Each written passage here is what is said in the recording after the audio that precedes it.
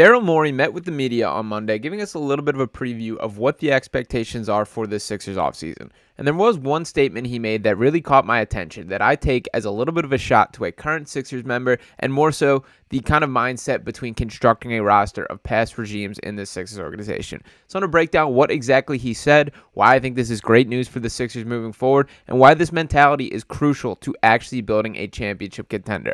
So let's begin by diving into exactly what Daryl Morey said with this clip right here. The main mistake that could be made that we won't make is if some of the better options go, first don't go our way, trade into our cap space, free agents, turn our draft picks into things. If all those things don't yield what we want, we are definitely not going to just sign for a lot of money some player who's just a okay player. Like, that's not happening. So I love everything about that answer right there. For starters, the concept of not overpaying a guy just for the sake of doing so. And who I think this is a direct pointed shot at is none other than Tobias Harris, because that is the exact situation that the Sixers fell in back in that fateful offseason following the 2018-19 exit. Now, to rewind the clock and take a look at that particular situation, there's a lot talked about in the Jimmy Butler over me, Tobias Harris over me types of conversations.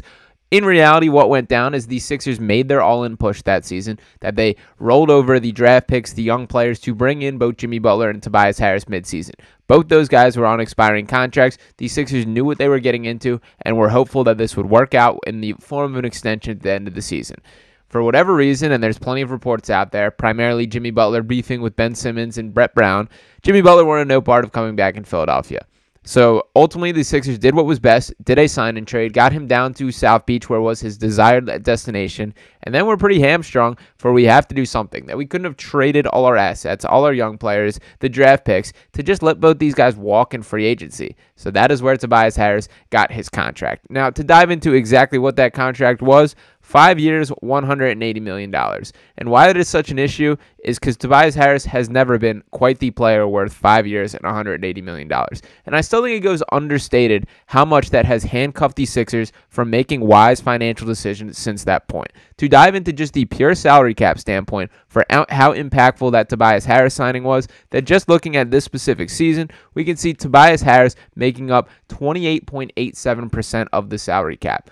When the guy that on your team is, whatever you want to call Tobias Harris, a complimentary player, a role player, a fourth option, a third option, maybe if you want to be overly optimistic, all these things, the bottom line is that is not worth 28.87% of the salary cap. And that's only because the salary cap went up. That if you want to look at the other years of Tobias Harris' contract, we're talking about 30% of the salary cap, 31, 32, 30.4, and then 28.87 this year. That he has been overpaid for the entirety of that deal, and this is not a fault of Tobias Harris. This is a blame of the Sixers organization. So it is great news to see Daryl Morey having that exact mindset for we cannot make this mistake again.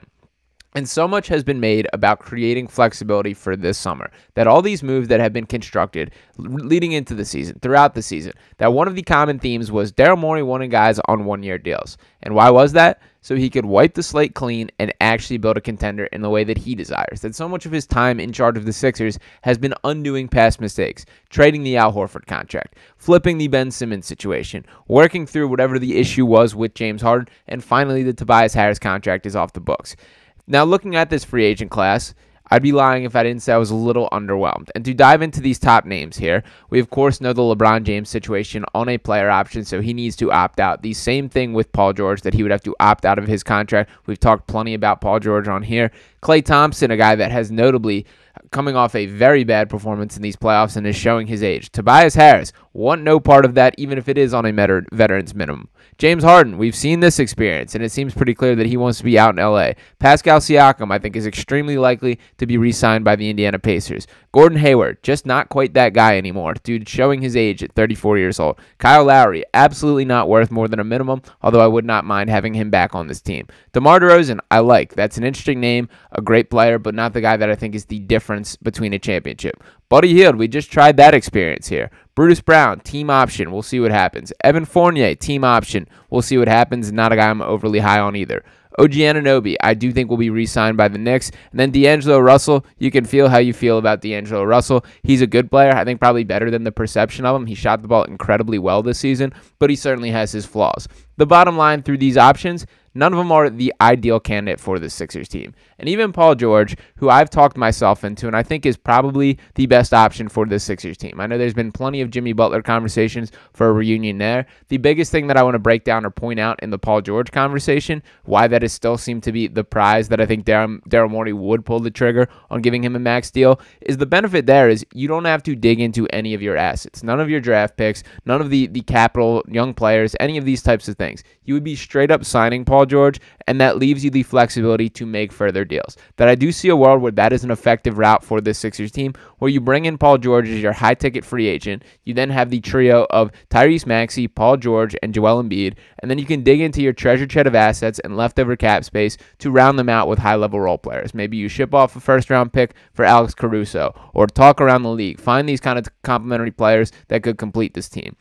And to dive into exactly what the draft pick situation is, there are things these Sixers can work with. That they have the 16th overall pick this year, have a first-round pick in 2025, first-rounder in 26, 27. In 2028, the Sixers have both their own and the Clippers pick. The 2029 Clippers pick is incredibly valuable, especially when you think towards that at that point in time, as we're having these conversations about the wheels falling off in Los Angeles. We were seeing the aging effects of James Harden. We're seeing Kawhi Leonard failing to stay healthy for another playoff series. That 4 years from now, 5 years from now, we could be talking about that being a very high draft pick, and that is something to monitor. I'm not saying they should absolutely hold on to it, because if the right opportunity presents itself, you got to give to get in order to make a trade happen. But I will say that that pick could end up being extremely valuable in the near future, potentially extending this window if this ends up being like a top pick type of situation. Think about Tyrese Maxey would be just entering his prime, so you can get a significant piece to pair him with. But nonetheless, the focus is still on this offseason and building a contender right now. Now, when I have that Paul George conversation, I've seen a lot of critiques for the same exact reasons of Tobias Harris. Are we paying this guy to be something that he's not? And my first comment to that, for starters, it's absolutely a fair concern that these Sixers cannot afford to bring in another empty-calorie player, and I understand the accusations of that to Paul George. But what I will say is this current version of Paul George is still better than anything Tobias Harris has ever been. And to dive into the exact comparison here between Paul George and Tobias Harris, that just for this specific season, we're talking about Tobias Harris averaging 17.2 points compared to Paul George 22.6. 5 points, big difference there. The assists per game, better for Paul George. The efficiency, better for Paul George. Toby slightly better from the floor overall, but what is most intriguing to me as it comes to fit, Paul George with a 41.3% three-point percentage. That is necessary on the Sixers team. A very good free throw shooter, very good effective field goal percentage, better win share, better player efficiency rating. And by the way, this carries the test of time over the length of his career. When looking at them as a whole, that throughout their career, Tobias Harris, 16.3 points per game.